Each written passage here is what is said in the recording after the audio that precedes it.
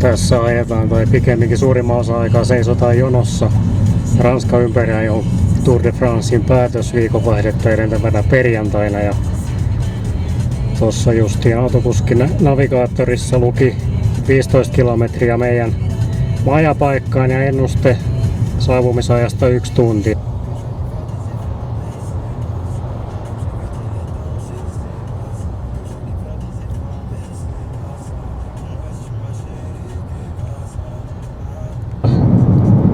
Yhtään kolaria ei olla nähty, mutta ollaan nähty kyllä jo muutama sammunut auto tuonne tien viereen. Että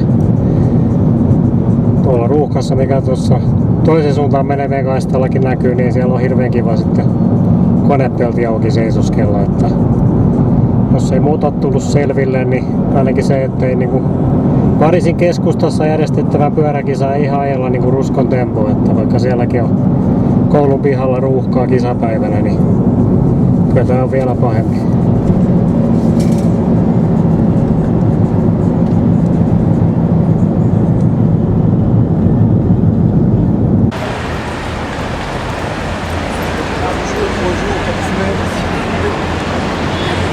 Champs-Élysées kylpee noin 30 asteen lämmössä ja auringon paisteessa.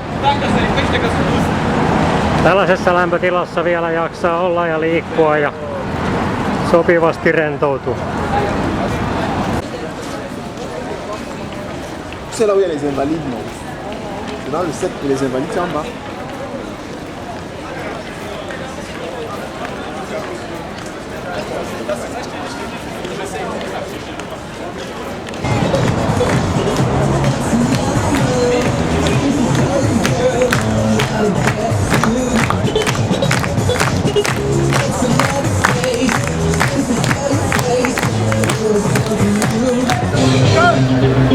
Siinä on sitten meidänkin tiimi uusi alkuverryttely.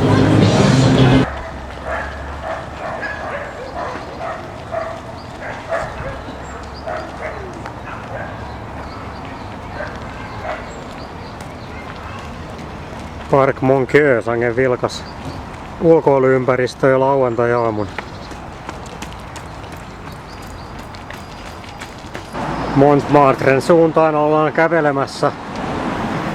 Eli siellä kai huomisen Ranskan ympäriajon päätösetapin pitäisi kiertää, oliko se nyt 3 lenkkiä. Ja niin kuin näkyy, niin tässä tällainen ison avenuen molemmat puolet on mellakkaa erotettu kilometrien matkalta. Ja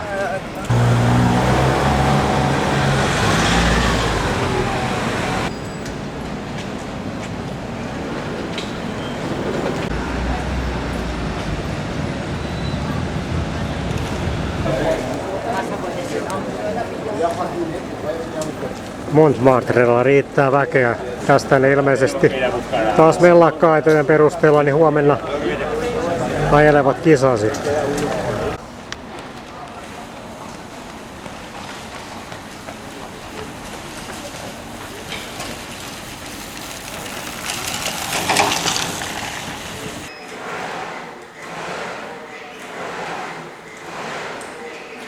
No ei löytynyt kuntopyörää, mutta ollaan tässä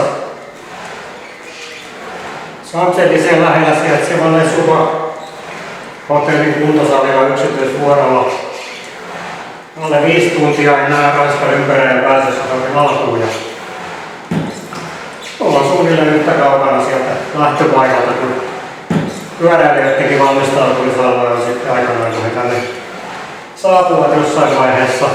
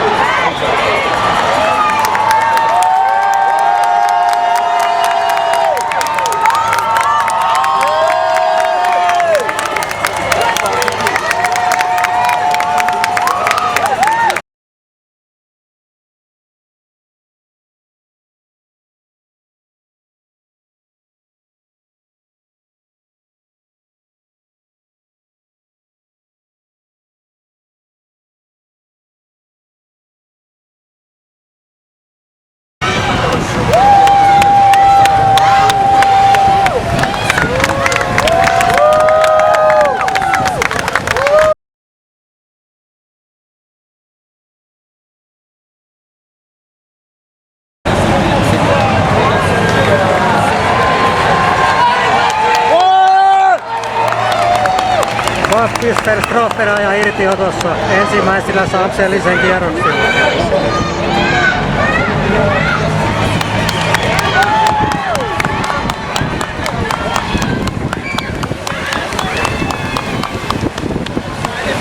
Takaa, jossa kunnostautuu ainoalla pierellä ajava tiimikin, eli Picnic Coast NL, joka on muuten paras äijä vissi jossain 100 tienoilla, mutta haluaa näkyä tässä viimeisenä päivänä.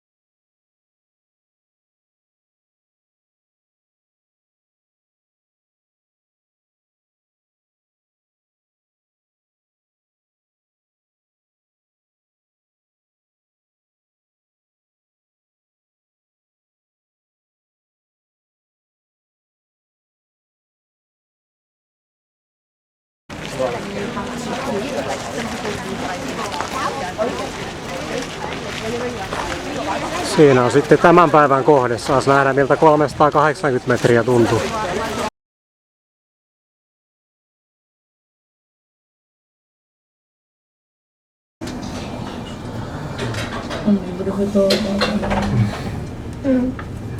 Nyt on käynnissä matka Eiffelitorni Sommetielle eli ylimmälle tasantielle.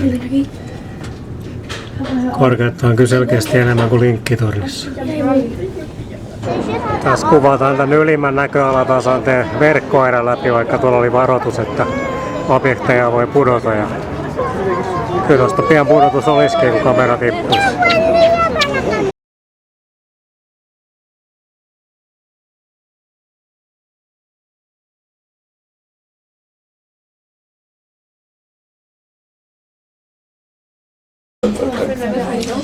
Kaiken mikä menee ylös, niin täytyy myös tulla alas. En tiedä, oliko se Gustav Eiffel vai Louis Pasteur vai itse Isaac Newton, joka niin sanoi.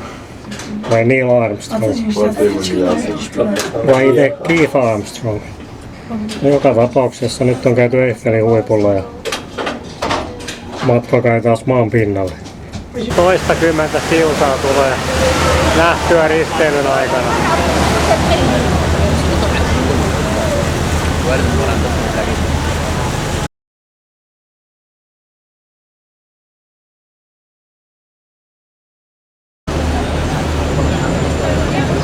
Yhä kunnostuksen alla oleva Notre Dame katedraali.